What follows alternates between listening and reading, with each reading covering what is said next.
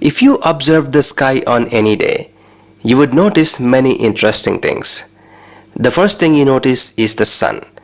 It rises in the east, moves across the sky and sets in the west. And as the sun sets, the stars slowly appear. Stars also rise in the east, move across the sky and set in the west. And by morning, the sun appears again, and the cycle continues. It looks like sun and stars are moving in the sky around the earth, but it is not true. This happens because of Earth's rotation. As the earth rotates, we also move along with it, giving us an illusion that the sun and the stars are moving in the sky. The rotation effect of the earth can be clearly observed by following the stars on any night. Let's say you are looking at the night sky near the North Pole.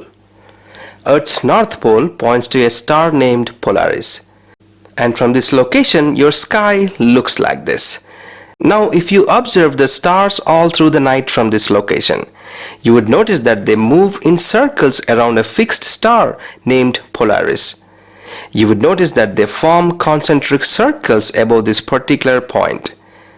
Of course, this is an evidence that the Earth spins around its axis. This is a beautiful picture taken by an astrophotographer with a long exposure all through the night. Here is another wonderful video of circling stars.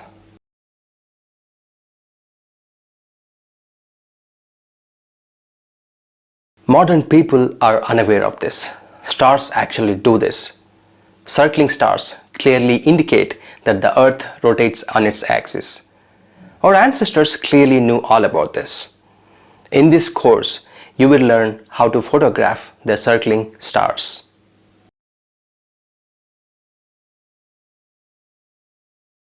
How big is the Earth?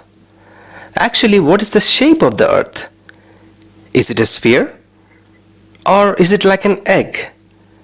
Or is it flat like a disc? Many of us know that the Earth is round because we have already seen the pictures of Earth taken by satellites.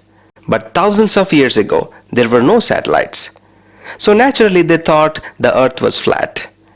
And they were afraid to travel to the edge because they thought they may fall off. But some ancient astronomers thought that the Earth must be a sphere. Why did they think so? Because of the eclipses. Ancient people observed that sometimes moon came between the Earth and the sun, blocking the sunlight falling on the Earth, resulting in a solar eclipse. This is a real image of a total solar eclipse. During a total solar eclipse, sun is completely blocked by the moon, creating a ring of fire, clearly revealing that the moon is a sphere-shaped object. So the moon is a sphere, and the sun is also round, a sphere. So some ancient people thought Earth might be a sphere too. Adding to this, ancient people also observed that sometimes the shadow of the Earth fell on the moon. This happens when the Earth blocks the sunlight falling on the moon, resulting in a lunar eclipse. They noticed that during a lunar eclipse, the shadow of the Earth on the moon is in the shape of an arc. Here are few real images of the lunar eclipses. You can clearly observe here the Earth's shadow on the moon is curved. Only spheres cast circular shadows. So many people naturally thought that the Earth must be a sphere too. So if the Earth is a sphere, how big is it? Is there any way we can measure the size of the Earth?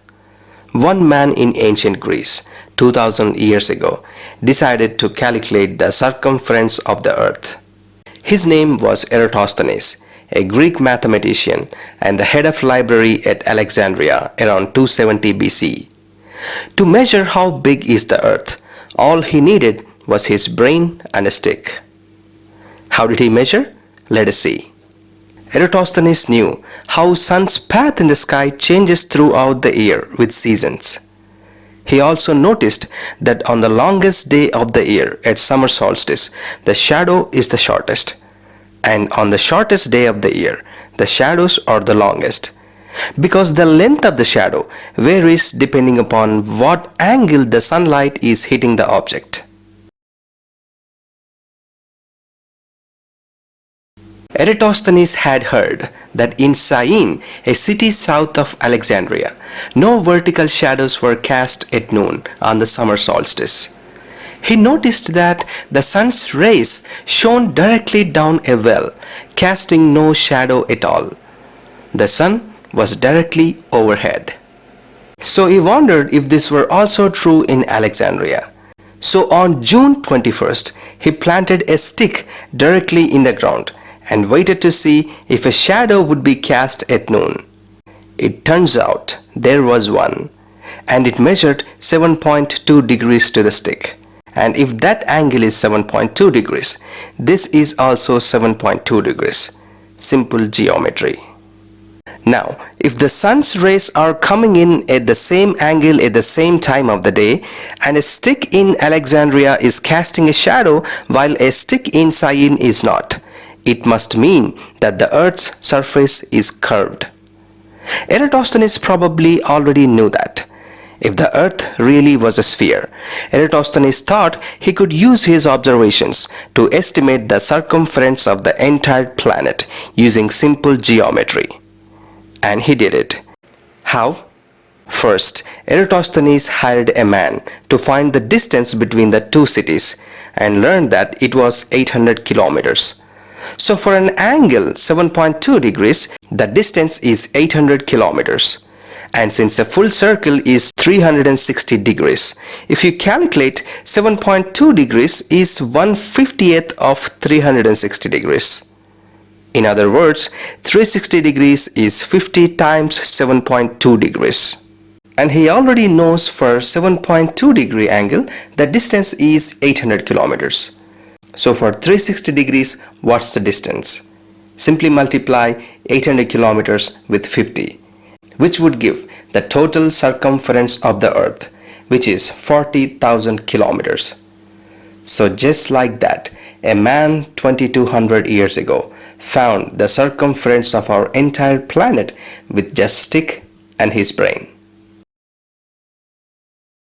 Astronomy is the oldest science of humanity. Astronomy is one of the most interesting subjects anyone could learn. It inspires people into mathematics, physics, and many other STEM subjects. In this course, you will learn amazing things about space. Until then, keep looking up.